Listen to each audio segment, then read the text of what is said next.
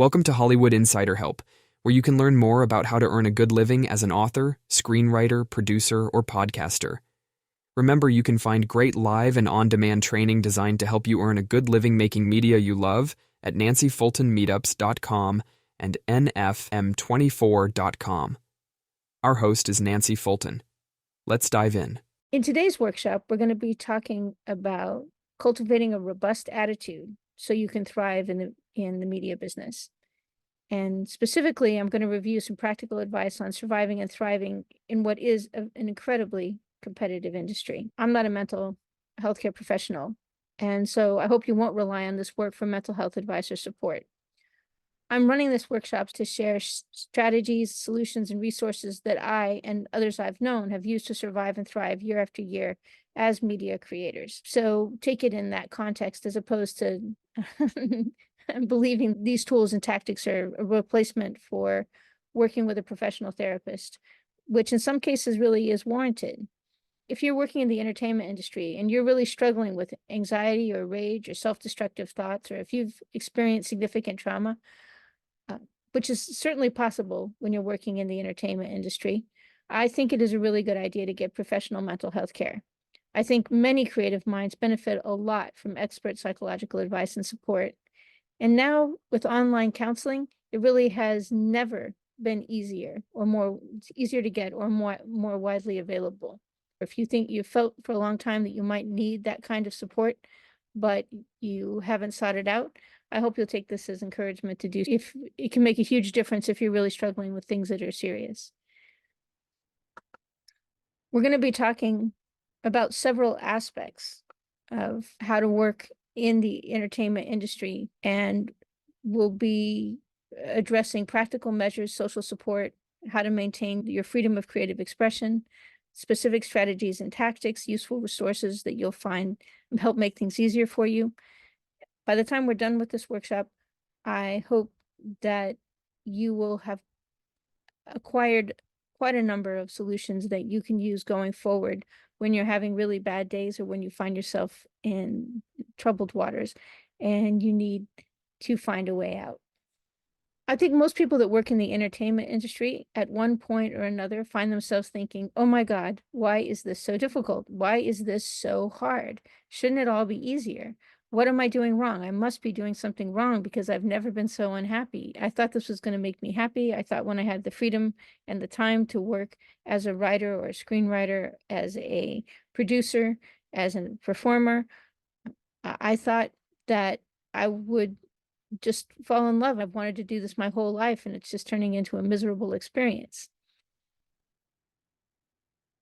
I think the reason that a lot of times people are surprised by how difficult it is to work in the entertainment industry is because nobody pulls you aside early on and explains some of the more difficult aspects of working in the industry or working as a media creative.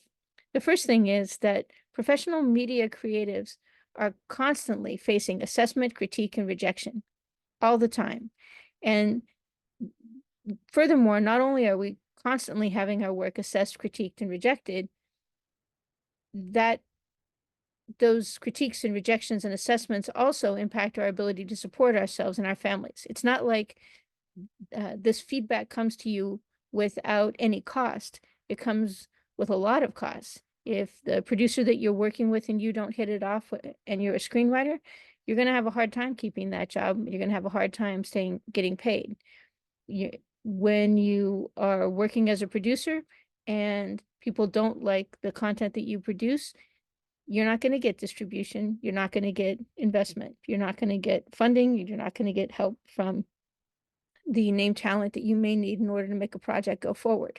It's a very stressful situation to be in, and if you find yourself being overwhelmed by that stress, you're not alone. It happens to everybody from time to time, and sometimes when projects are in key moments, it happens to everybody working on a project at the same time. It can be huge crises of confidence throughout your career. It's just part of the business. The next thing that makes working in the entertainment industry really a struggle is that constant innovation is required. Our survival depends upon our ability to create on demand and create to specification. The race never seems won, and many creatives never feel that they have arrived. I've spoken to many cinematographers, some who have worked on shows that are written in history as some of the most important movies in the world, and they haven't felt that that secure in their careers. They've wondered after they did a really great movie, even after it won awards, whether or not they'd ever have the opportunity to work again.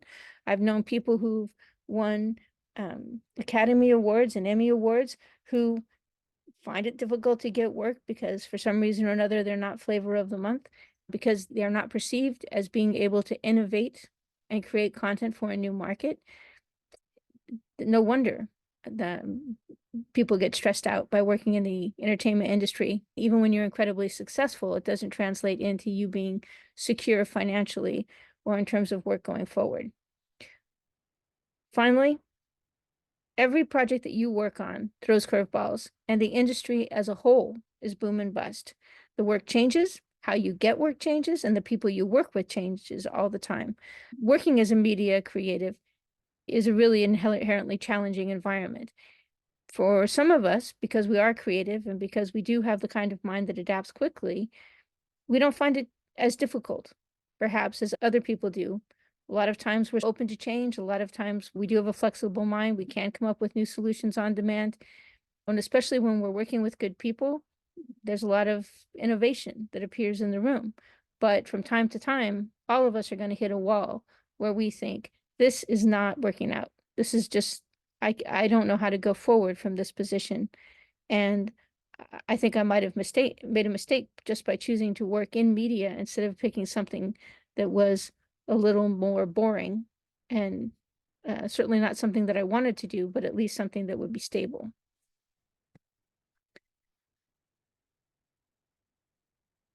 Let's talk a little bit more about the reasonable distress you might feel from time to time.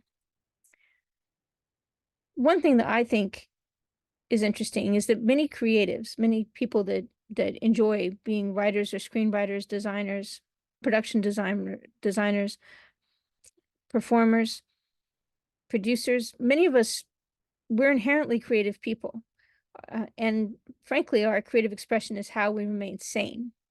Initially, when we were very young, most of us used our work to express our feelings and to find connections with people that were like us and to make ourselves heard.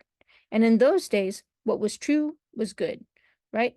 You would be sitting in your kindergarten class and you'd be drawing little cartoons like you'd been doing since you were even younger, and your teacher would pick up your paper and go, "That's amazing. I can't believe you created something so wonderful." And the other kids in the class would go, "Wow, that's amazing." And you created something that you loved. Your teacher loved it, the kids in the class loved it, and all of a sudden you were connected to the world, and your creative expression had not only been emotionally fulfilling for you, but it's also connected you to other people around you. It was just an incredibly powerful feeling. When you decide you're going to work in the entertainment industry, or when you decide that you're going to make media for money, you have new goalposts. When you work professionally in media and you're seeking to get paid, you have other benchmarks that you have to pay attention to. You have the buyer, your collaborators, the audience, and depending on if you're a producer or a performer or a screenwriter, if you're an author, you have to be able to make readers happy. And most of the time, you're going to be writing in genres. So you'll have to make the readers of a particular genre happy, and only really a micro segment of that genre. It's just incredibly challenging. And pleasing some or all of these folks at any given time is really what gets us paid. Our career relies upon our ability to create on-demand content that people like. In that situation, what happens to your joy and freedom in creating? So you had the solution, you had this thing you used to do when you were young that you loved doing, that was emotionally fulfilling in and of itself. And then suddenly you're taking that talent and you're, in some sense, enslaving it in order to be able to earn a living from it. So early on, you're creating work from the heart, and then subsequently you're creating work for people who choose to hire you or that you choose to work for. And sometimes what they want to create is nothing like what you want to create. And it's nothing like you really want to even be a part of, because most of us have to take the work that's offered to us at any given time. Early on, if you create work from the heart, some very lucky people, they create their initial works, their initial little films, they write their initial screenplays, they produce their initial podcasts, and they get a lot of support right at the very beginning. They find a lot of fans, and because they have a lot of paying fans, they end up with a lot of industry support. And those folks do actually get a lot of creative freedom to work on similar work for money.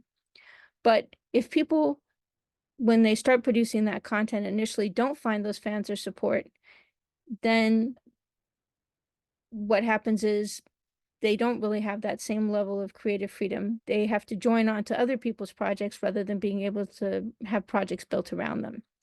Also, sometimes even if you've had great success at a particular project, or you've created a whole bunch of content, you were acknowledged, you've had a certain level of success, you become typecast for delivering that kind of content.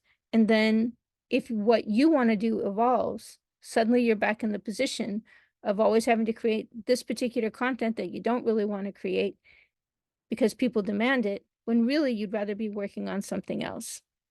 And ultimately, it comes down to most of us at one point or another, and sometimes for a significant percentage of our time, end up having to create what others love in order to be able to earn a living from our work.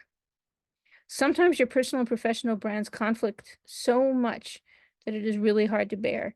And it may be that your personal work never really gets to see the light of day. Spending all your days creating what you do not love can be a real problem for a creative mind. So we started creating as an outlet for our emotions, as a method for externalizing and capturing the truths and insights that we have, as a way to communicate with ourselves about our experiences, our wants, and our fears, to communicate with and find the community with those who happen to be around us, to earn attention, approbation, and support from others, and because creating was something people said we were good at. It is really tough to lose that refuge of feeling very comfortable in our work. And that's something that happens to a lot of people, even very successful people working in the entertainment industry and doing it for a living.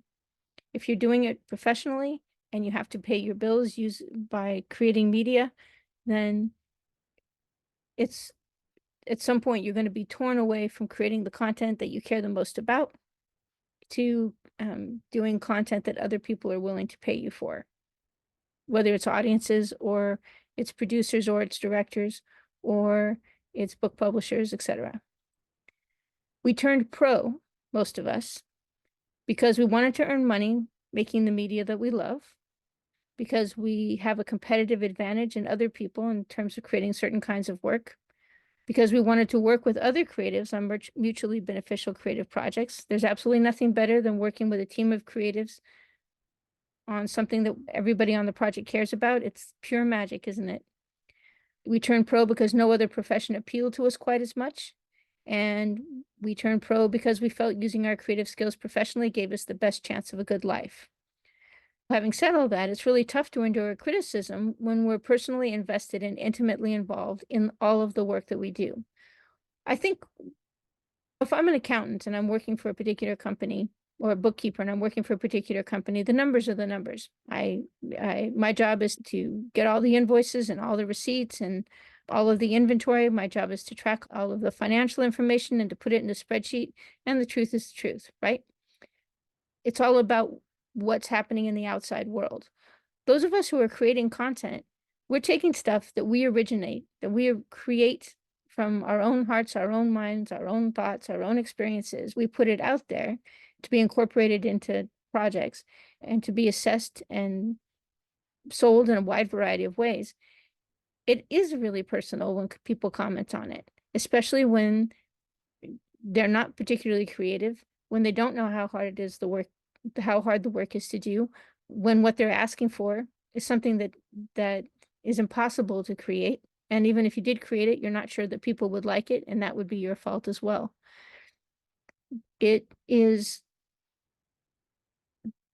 These are inherent conflicts in being a media maker, especially if you're going to do it professionally.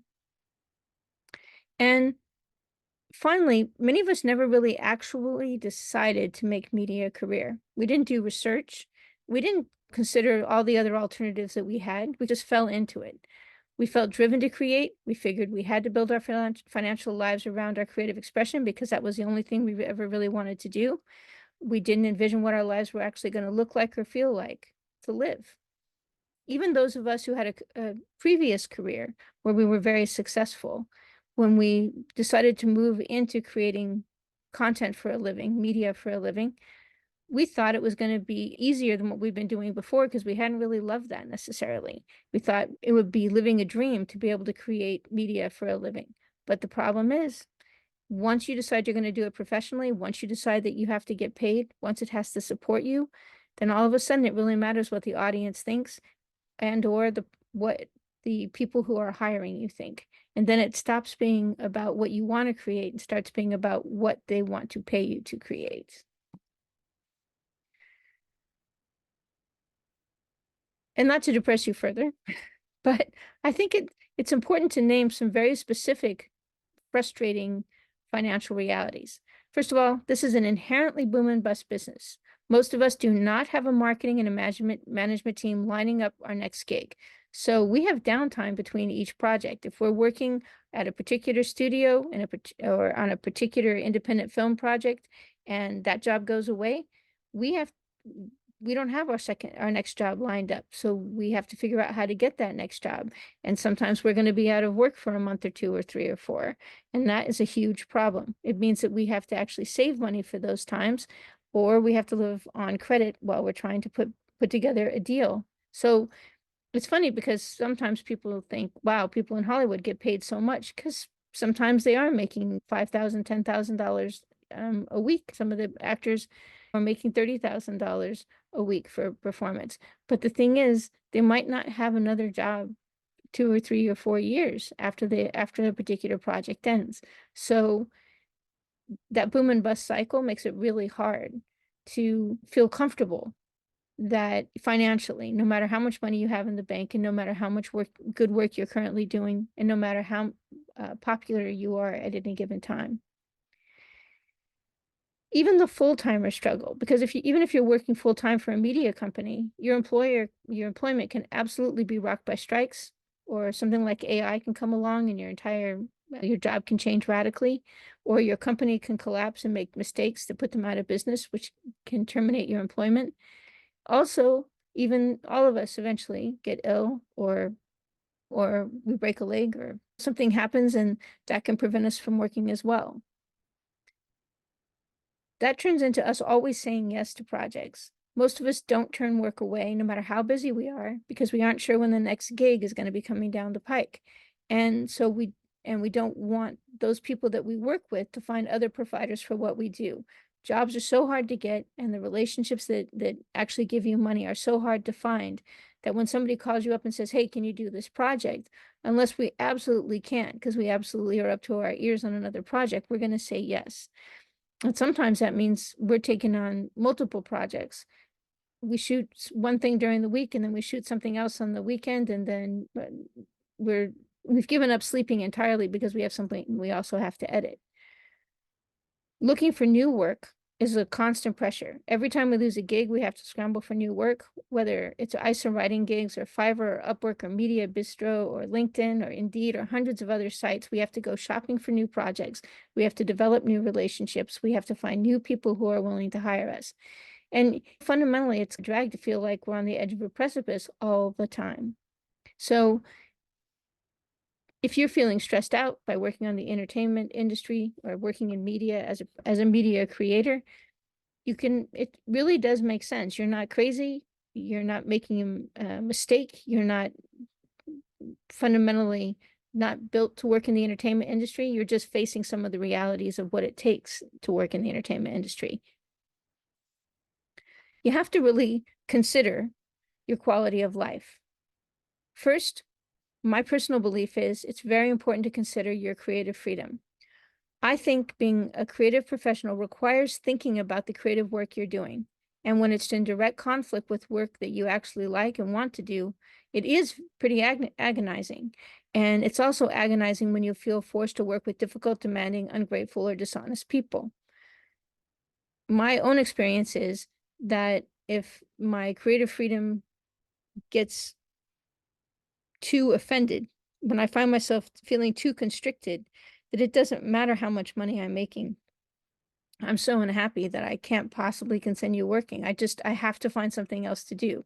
And we'll talk more about how to do that in a moment. But uh, I think that too few creative professionals they're not really encouraged to admit that the kind of work they're creating is work that they don't want to do, and the fact that it's work that they hate doing is really messing up their head, because it used to be the case that the creative work that they did was something they took a lot of joy in, and now that joy has completely evaporated and they're spending most of their time doing stuff they really don't like.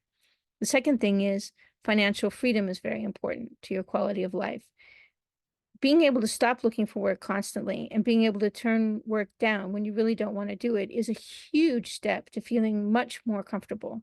If you can earn a good living, pay all your bills, then you've taken a huge step to a much higher quality of life for most people. Now, I just mentioned a couple of things that I think are relevant. First, just a quick reminder, no one can really stop you from creating work that you like. Creating your own projects that are art rather than money is important. I think a lot of people, once they start writing for money, they don't ever they start not writing passion projects. They give those passion projects up because they have to focus on what pays. But the problem is giving up that work translates into taking all the pleasure out of creative work. And I think that not only impacts how you feel emotionally, it also impacts the quality of work that you can produce. The other thing is, I think it's important that you share the work that you create on your own, your passion project, so to speak. And I think you can always share work on social media and elsewhere these days. It may be the case that you have to do that work under a pseudonym or something so that it doesn't interfere with the work, day-to-day work that you get paid for. That can be tricky, but on the other hand, I think sometimes those passion projects that you do translate into new opportunities that you otherwise wouldn't get.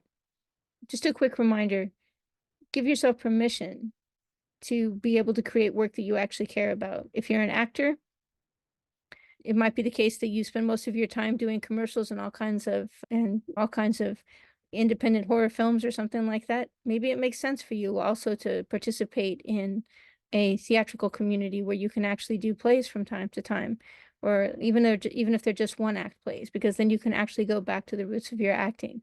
If you're a writer or an author, it could be the case that you set aside time every week for you to do creative writing that's not related to the work that you get paid for.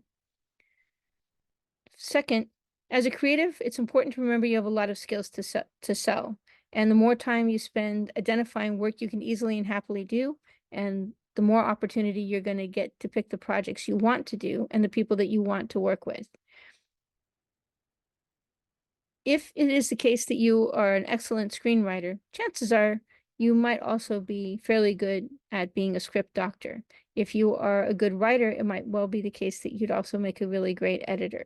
If you are a good producer, it might well be the case that you can be useful as working for a distributor, helping them acquire films that are going to sell. My point is, most of us have multiple sets of skills, and we can choose which ones we're going to use on any particular project. We don't have to pick the one that uh, is most directly tied to the kind of creative work that we most want to do. Furthermore, being able to shift between work that's very creative and work that may be less creative, might be more mechanical, uh, lets us trade back and forth between work where we're being judged for what we do 24 hours a day, 7 days a week, on a creative standpoint, the creative work that we bring to the table, versus when we're just working on a mechanical project that is not editing somebody else's book and hoping it get to publication is a little bit easier than writing a book yourself and getting that book to publication. Just two different levels of work, two different levels of commitment. And it could be the case for that editing ends up paying more than writing from time to time. So branching out the work that you're willing to do and seeing different ways to use your skills can make it so that you get a lot more creative freedom and a lot less stress.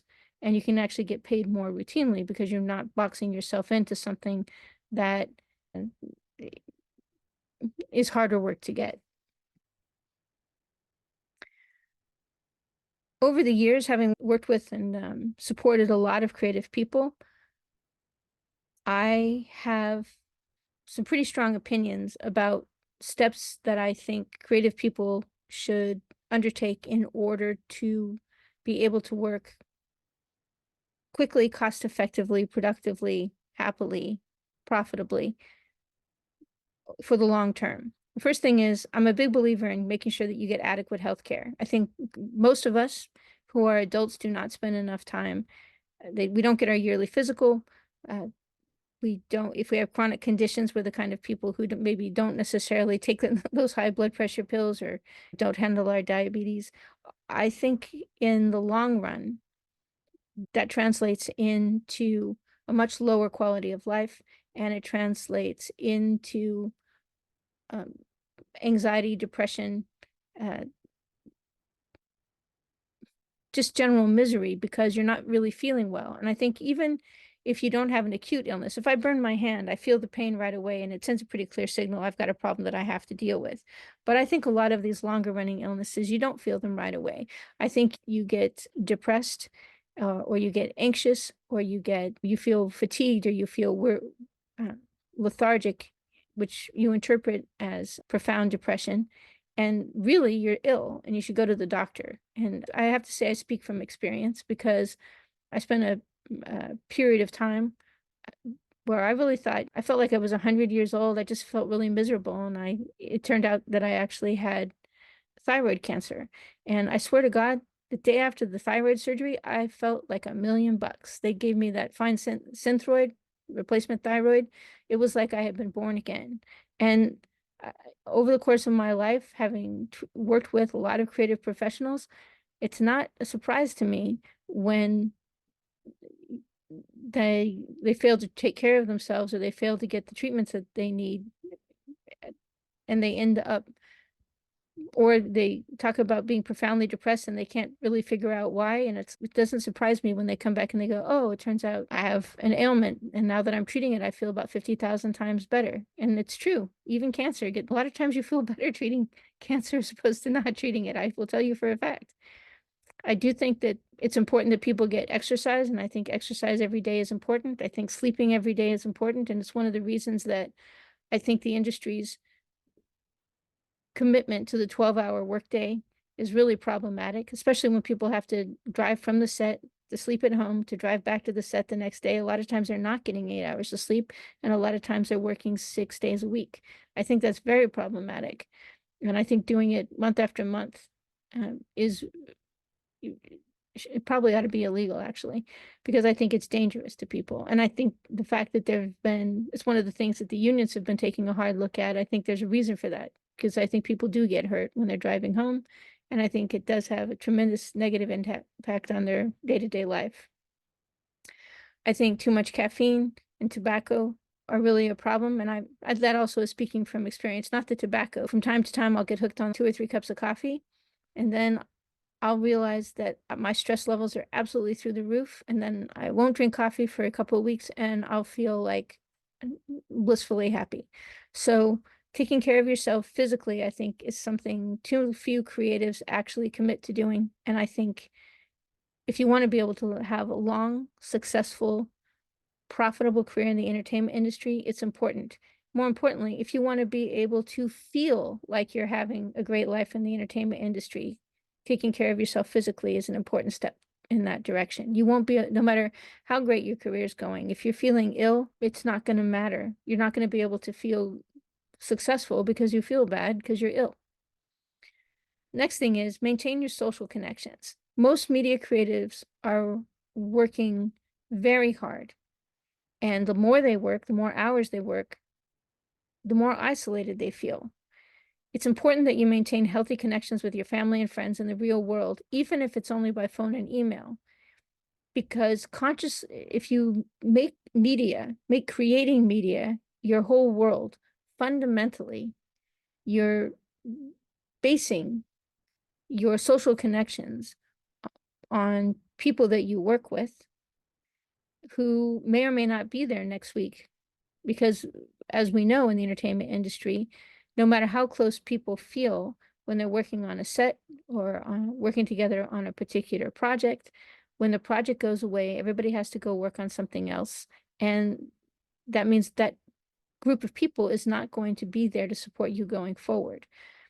More uh, also, when you're working in the entertainment industry and everything is based upon what a mythical audience that somebody believes exists will like, as interpreted by a producer or by a director or by a distributor or by any of the other people that are senior members of our creative teams. You don't get a lot of signals from real people about stuff that really matters in the actual real world that we actually live in. Nobody really knows what an audience is going to think about anything.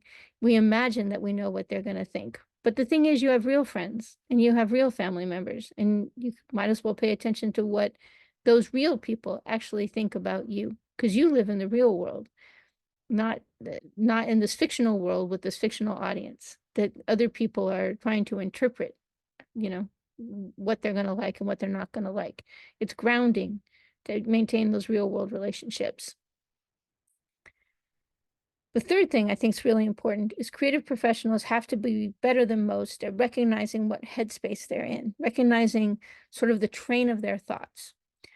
Are you engaging in black and white thinking where people are all good and all bad, or where things are going to be totally amazing or they're going to be totally awful, or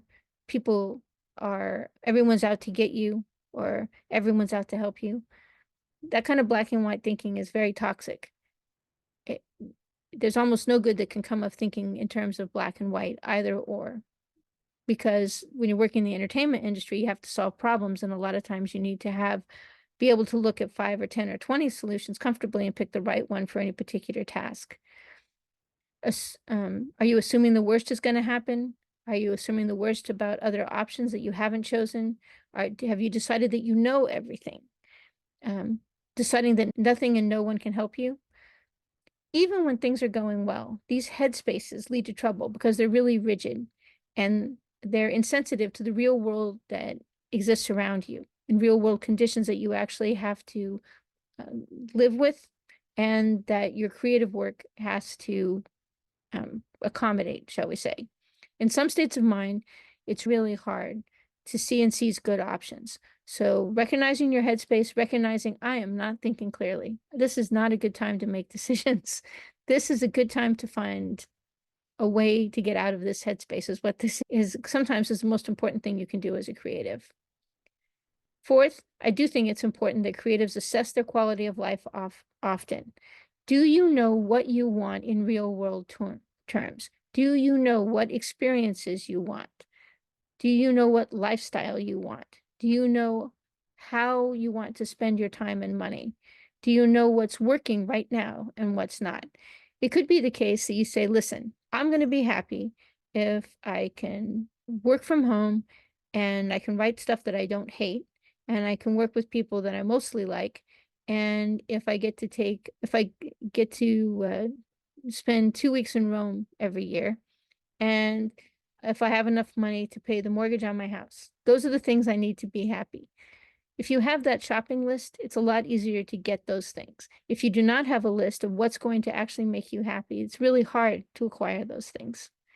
It's also hard to know what's working and what's not. For example, you might say, here's the thing. I really don't like the content that I'm creating, and I really don't like the guy that I'm working directly for, but I do the fact that I'm making enough money to pay my mortgage, and I do the fact that this job happens to actually give me 2 weeks off a year, and I have enough money to be able to plan that trip to Rome that I like to take.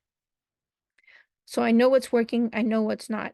And that means I can work on fixing what's not exactly working well.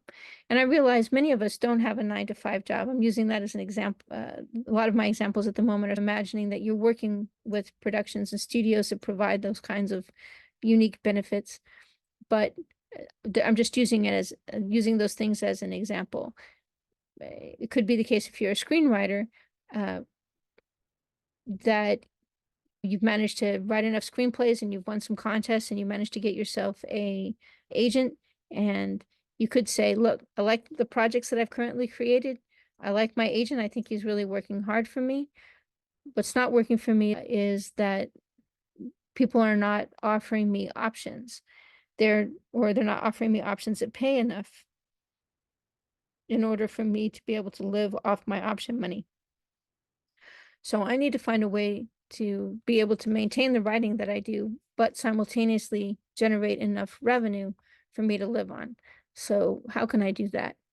So assessing your quality of life on a regular basis and deciding what's working and what's not working and what you want to have change and what you want to remain the same, I think is a huge step to achieving a significantly higher level of well-being. When you know that you've lost your mental balance and you've got this feeling that things are spiraling out of control and that you're not able to make good decisions, uh, uh, there's a couple of things that seem to work for me, and I like to think that they might help you as well. First of all, when I feel that I'm walking on a tightrope, if I don't stay exactly on the straight and narrow, doing exactly this thing that I don't want to do, I consciously cut the tightrope. When I feel what I do when I feel like I've got no options, or when I feel like I'm on a project that's just turning into something I don't want to have anything to do with, but I can't give it up because it's paying bills or because I've made legal contracts with people, I consciously step back and I think, you know what? I refuse to be on a tightrope. It's just not going to be the case that I'm going to allow myself to feel this much out of control of my own life. I'll just stop working for a little bit until I can get my head back into a more sensible state of mind. And the reason that I do that is because sometimes in the past, when I have been in that state of mind, when I felt very stressed out, when I can't think clearly, I've made mistakes that have turned out to be real problems for me later. So these days, when I get that tightrope feeling, I automatically force myself to step off the tightrope. One of the ways that I do that is I stop work and I start creating art that feels true and satisfying. I literally do take a break, and I will write a short story. I will write a short film screenplay. I will work on some animation, all my stuff, all the kinds of work. If you've taken a look at a lot of my workshops, a lot of the content that I create and have created, I literally step off and I create something different. And I do that because I find it very centering. It kind of returns to me my voice and my feeling of agency. The other thing I like to do is, even if I'm not instantly looking for a job or in the mood to look for a job, when I feel like I'm on a tightrope, I start shopping for new gigs. I start looking around for new opportunities, new things I could be doing, and I do it even though I don't necessarily have an intention of leaving right away. I do it to remind myself that there's a world outside this project, that there's a world that doesn't have anything to do with whatever current set of constraints I'm facing, or what the people that I'm currently working with, or the success or failure of this particular project. I find doing those two things makes it so I feel significantly more in control of not just the world generally, but the specific situation that's making me feel like I'm on a tightrope. The next thing I really like to do is exercise. Exercise is really important, and I think part of that's because it's really centering. You interacting in the real world with real things, whether it's going for a walk, or in times past, I've gone for long drives and then gone for a walk. It's time for a while I was doing fencing. That was a really good mind break. I have consciously tried to work exercise into my day, specifically because it does provide me with a very hard reset from fear, anger, disappointment, confusion, frustration, distress. And when I've been supporting other people who've been in really challenging times, and I've noticed that much of the time when people are in really stressful situations, particularly work situations, and particularly media work situations, often the first thing that they've stopped doing is exercising. And the reason is because they don't feel like they have time, but you do have time. In fact, you have to take the time because it helps you become more efficient subsequently. 1 or 2 daily non-stressful walks can significantly improve your sense of well-being, and you'll not only that, you can actually make it possible for you to feel better. If you haven't had any exercise for a long time and you felt like you're on a tightrope for a long time, even if something changes at your work and something gets slightly easier, it doesn't mean you're going to be able to feel that. Your emotions are still caught up in the stress and the tension from the situation that you had to live in for several days or several weeks. And so you're not going to feel any relief. So consciously exercising and making sure that you do it once or twice a day at the very minimum, I think is an important step to freeing up your mind so you can think more clearly and enjoy a better quality of life. If you can walk with friends or while listening to media that you really love, so much the better. I have a specific set of techniques that I use when I need to clear my head right this second, when I really have to get a grip on things immediately, and I don't really have time to take even 24 hours to clear my head. And I hope you'll find them useful. In the past, and some of them I actually got from other folks who mentioned them to me. Some of them I developed on my own. The first one is think of the 10 biggest problems you've ever solved. So if you find yourself in a crisis situation and you're working on a media project and it just seems like there's nothing about it you like, and particularly when you find yourself in a situation where maybe you've got a project you have to raise money for from investors and you just haven't had any luck raising money from people, uh, or you've raised money from 2 or 3 people, but you are going to start shooting soon and you don't have the rest of your budget and you're starting to feel that sense of panic. Some of these things I think may help you solve that problem. Or when you've just published a book and the book's not selling and you've got 2 follow-on books that you're planning on releasing, and if the first book doesn't sell, the other ones aren't going to sell either, then that's another good time to take a mental health care break or reset your mind using some of these techniques. The first one is think of the 10 biggest problems you've ever solved. Close your eyes and literally think of 10 problems you thought you would never solve, and remember exactly how you solved them. You don't have to spend a lot of time doing this. A lot of times it just becomes a laundry list of past successes. Like, I remember I didn't know how I was going to pay for college, and then I figured out how to pay for college because I went to the college counseling department and I said, help me figure out how to pay for college. And they showed me about all kinds of grants and all kinds of loans. And now I have that fine Master's of Fine Arts degree. Or I didn't ever think I would get a chance, sell my first screenplay. How exactly did you do that? Going through the process of remembering 10 big problems and how they got solved reminds you, puts you into an analytical state of mind and helps you remember the steps that you took in order to make a big change in your quality of life. It is the fact that you are remembering that taking action changes things that is tremendously powerful. The next thing is think of your 10 greatest experiences. If you write down on a piece of paper the 10 greatest experiences that you never expected to have or thought you would never have, and remember what you liked about them and how it came that you had them, that also helps you see new options. For example, those of us who have children, you go, I remember when I didn't have kids, and I remember them, I remember we found out that a child was arriving, and then now I have this child, and it's just a whole person, and it's the best person I ever met. It's just a miracle and a wonder, and I'm so happy. Or I remember that time my parents took me to the UK and they took me to the Tower of London, and I had just never seen a real castle before, and I just, to this day, I still remember. By listing your 10 greatest experiences, what ends up happening is you remember that you don't know what's going to happen next. Nobody does. One of the biggest things that can happen to people that are in a crisis state of mind is they do start having black and white thinking, and they do start thinking they know everything. And that closes off options very quickly. When you have your back against the wall, that's not the time to close off options. That's the time to look for options. And you're not going to be able to feel comfortable looking for them if you think you know everything. When you think you know everything, you think you know all the options. And most of the time, you don't. Finally, at the end, think of 10 things that you're unhappy about. And this is a time for you to be honest about what you actually don't like. Putting a name and a description to your irritations lets you start thinking about the problems you actually need to solve. For example, I do not hate this project. I do hate this creative collaborator. That helps you see the difference between the work and the person that you're working with.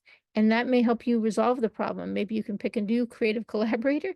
Maybe you can figure out how to make this creative collaborator behave better. Alternatively, I like the work, but I need more money. Or I like the pay rate, but I need more work. This is not paying enough for me. I like the work itself, and I like how much I get paid when I am working. Like when I release a book, I like the fact that I make $2,000 or $3,000 or $5,000, but the sales fall off so quickly that it's not going to be enough money to generate revenue over the course of the year. How do I handle that problem? So these quick mind resets are a great way to, in a matter of minutes, force your head into a different headspace. And it could be the case you have to do them 2 or 3 or 4 times during a day or during a crisis, just because they do let you get centered for a few minutes, but then you have to dive back in and try to solve the problems that you're facing. And that's going to have a tendency to shove you back into the fight or flight response. Anyway, that's my experience. The next thing is we all have to get better at handling rejection. Because it is such a constant part of our life, and because people are constantly telling us what this invisible audience that nobody actually knows the name of will actually, we often find ourselves in a situation where our work is being rejected. We're not sure that the rejection is legitimate, and we're also not sure that we want to create what these people say they want. And that's true even when they're fans. Sometimes I think the tyranny of fans who love your work, they just want to see the same thing again and again. And you're like, you're not going to like it. If I keep producing exactly the same stuff, you're going to get bored and you're not going to like it. I have to do something new from time to time. And that's even when you're working for fans that pay you for your work. I think authors have a really hard time with that. Like musicians who basically their fans don't want to hear the old music. They only ever want to hear the old songs. And you're like, I can't live just by selling the same old songs over and over again. I have to produce new music in order to be able to make a living at some point. Active outreach can be a real solution for handling rejection. Media is a numbers game. Actors, authors, and screenwriters who talk to more well-credited producers and learn what they're looking for earn more. They give themselves more opportunities to succeed. So one way to handle rejection is to make a conscious effort on a regular basis, as much as is humanly possible, to actively reach out to the kind of people that hire on a regular basis. Even if you don't need a job at any particular point, that's one of the reasons networking is such a big part of the entertainment industry.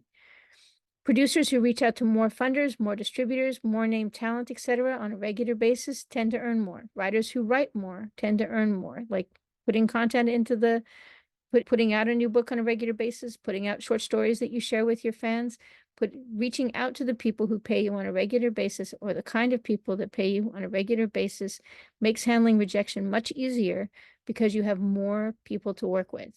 So you don't really care what some people think because you know there's a lot of other fish in the sea.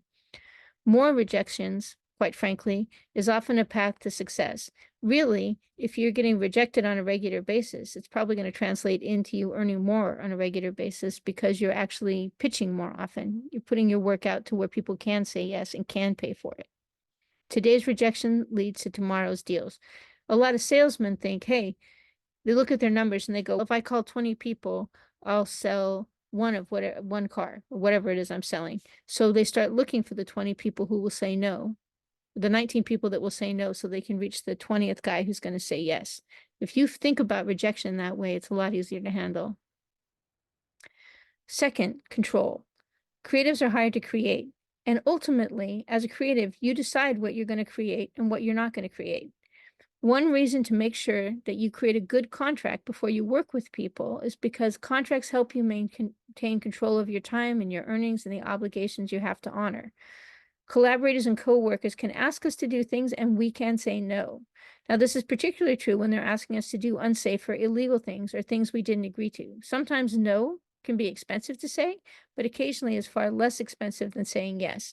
Now, the reason that I put this in is if you were to go and take a look at one of the workshops I recommended that talks about contract law, which is led by um, Ster- the Sterling firm, what you'll notice is he talks about being put under duress. I think a lot of people who are working on projects that have taken a bad turn, a lot of the people working on those projects are being put under duress, whether they know it or not. And a lot of them don't understand the concept of duress. Concept of duress means if I'm working with you and I have to do, work X number of hours for this particular credit, or work this number of hours for this much money, or work this much in order to earn this title. And then you come back to me and you say, hey, you have to do this too. And it's, you know what? That's not part of our deal. You can't change the deal that way because I didn't agree to that deal. You can't just change the deal one hand unilaterally. It has to be an agreement between us. That's what a contract is for. That's why you need a contract. So the entertainment industry has this terrible habit these days of people working on projects for free and without any contracts. And the problem is that when there's no fundamental agreement between people, when nothing's written down and there's no actual statement about who owes who what, and when a deal is done, it can turn into sucking up a huge quantity of your time and a huge quantity of your creative effort and your joy, because it turns into this like honey trap you can't get out of. Active outreach and control, I think, do a huge amount to making you feel more comfortable in your work, making it so when people are cross with you, or when you're being asked to do things that you don't want to do, or they're rejecting the work that you've provided and demanding other work, active outreach and control, in my experience, make me weather that storm significantly better. Also, I think it's very important that people invest in creating active social networks. First of all, I do think it's important to get industry support. I think when people go to events where people talk about life as a creative, I think it's very important.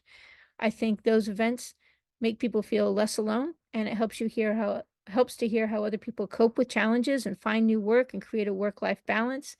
I think you can find lots of those events on Eventbrite and Meetup and Stage 32 and Roadmap Writers. I think you may also find those experiences by going to plays and film screenings, because you'll find people that are uh, all engaged in the industry that you want to work in and that you are working in. Next, I think it's important that people get creative networks and where they get creative support. And creative support is different than industry support. Industry support is about making money. It's about the business of the media business. Creative support is actually support for you as a creative, attending creative classes, attending workshops where you master new creative skills, or where you can interact with people who do art without the push to earn money from their work, can be incredibly centering, because most of us got into media because we like to create. And if we lose that fundamental joy in creation, the media is just another 9-to-5 job, and also one that has a lot of downsides in terms of its boom and bust nature and the necessity of finding new work on a regular basis. Finally, emotional support. The entertainment industry triggers many issues for many people. Many people benefit from groups like AA and NA and OA, where people dealing with addiction of various kinds find support. Because many people do self-medicate, I think if you're working in the entertainment industry and you find yourself struggling with alcohol or narcotics, or you find yourself like compulsively eating, finding one of these groups and participating in it actively could translate into a huge relief and exactly the kind of support you need when you need it. And I think most of us that have worked in the entertainment industry have known many folks who are participants in these programs, and who are some of the nicest people in the industry, specifically because they do take care of their own mental health. Alternatively, many people benefit from attending anxiety, depression, and grief support groups that can help put feelings in context. You can find a bunch of those on Eventbrite. And also, it's also important to remember that you can get one-to-one professional counseling, and it can be a great investment. I think many creatives do seek professional help because we do have to be functional 24/7. If you're working as a media creative and you're creating content that you're on a regular basis that you're going to be selling or using to sell other things, if you're working in on the ad side of things, you actually have to have a functional brain, right? You can't not be functional. You actually have to be able to think clearly. You have to be able to get work out the door. You have to be able to communicate with people that you're working with, and you have to be able to understand what, to some degree, what you think audiences are going to love or what they expect. There's a lot of technical issues. You really can't be crazy, right? So I think one of the reasons that creatives are known for their therapists and known for their psychologists and all those things, one of the reasons they're known for that is because they actually have to be mentally strong in order to be able to do their best work. And failure to get that support in this very tense industry can make it so you just get farther and farther out of whack until you're so non-functional, people don't want to work with you. I think if you engage in getting this kind of support and you make it a kind of a focus or one of your objectives to make sure that you have industry support, creative support, and emotional support on an ongoing basis, I think you may find that working in the entertainment industry or in media making is significantly easier and significantly more profitable. Cultivating a robust state of mind is a worthy investment. It starts by recognizing when you feel badly and taking the time required to understand what your feelings are. Are you feeling dismayed? Are you feeling fear? Are you feeling disappointment? Are you feeling anger? Are you feeling rage? Expressing your feelings. Most creatives explore and understand their complex feelings through their art. So creating art can be very centering for a lot of people, especially if it's art that you think is authentic and honest and true and cool. Creating your own work, even while you're working for other people, can be hugely important to a great state of mind. And I think it's important not to give up that refuge because you happen to be selling your skills to others from time to time. Keeping healthy and connected is critical. Do walk, keep moving, create and maintain your social relationships with people that you actually like. Focus on your quality of life, not just on dollars and cents, because otherwise life here in the entertainment industry can be really costly. And finally, focus on your ability and creating your ability and maintaining an ability to see your options.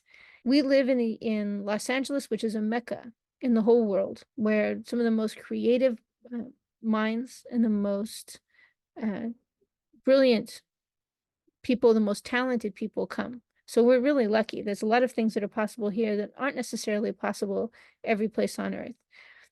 That means we do have a lot of options. Whatever we need, whether it's a gig that pays well or a job that pays more or a different team to work with, it can be had, but you have to actually look for it. Getting what you want is easier if you've given yourself a lot of options. It's important to remember that success in media is all about reaching a paying audience. Audiences are the source of success in media. Creating content that people will pay for is how you get wealthy, how you prove you're worth hiring, etc. So your creative work, your individual creative work is important because often it, more often than not, that work eventually is going to be what makes audiences fall in love with you. If you never produce that work, if they never get to see it, it's going to be hard for you to get the recognition that you need and the support that you need in order to be playing a role as a lead creative on projects. Media is a collaborative business. There's a lot of media, and a lot of media that pays the best is created in collaboration with others and with the notion that you'll be able to sell your combined work for more than you could each sell your work individually. Sometimes that isn't true. Acknowledging that is important from time to time. Finally, you're not doing media wrong if you hit hard spots or hit times of insecurity or uncertainty. It is, honest to God, the nature of the industry. Audiences are fickle, economics and technology are always changing. You're going to hit rocky times. So actively manufacturing options for yourself by submitting your work, applying for gigs, building good networks, All those things help you get good options to exploit. The media business is very stressful because it is very capricious. We rely on audiences and the economy and the news cycle, as well as our ability to create with and without others in order to generate revenue. It is very easy to lose yourself in a hall of mirrors.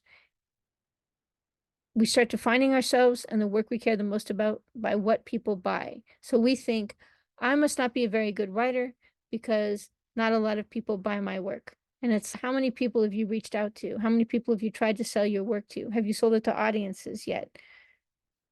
Sometimes we haven't had the experience. The reason that we're not getting the feedback that we want is because we're not talking to the right people and because we're not making our work widely enough available. Or it's because we're working as part of a team and the team that we're working on is not really in alignment with us from a creative standpoint or a personality standpoint. And we just have to muscle through till we can give ourselves a better opportunity. I hope the tools and the tips in this workshop will help you stay grounded and reasonably content, professionally effective, and income earning going forward. If you have questions about this workshop, you can email me at nancyfultonmeetups.com.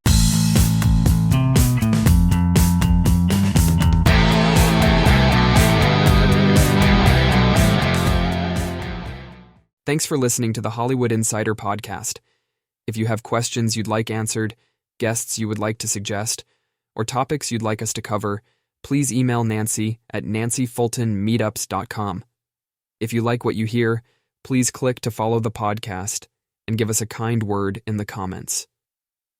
If you find our thoughts and suggestions help you, please share our podcast with other creators who need help.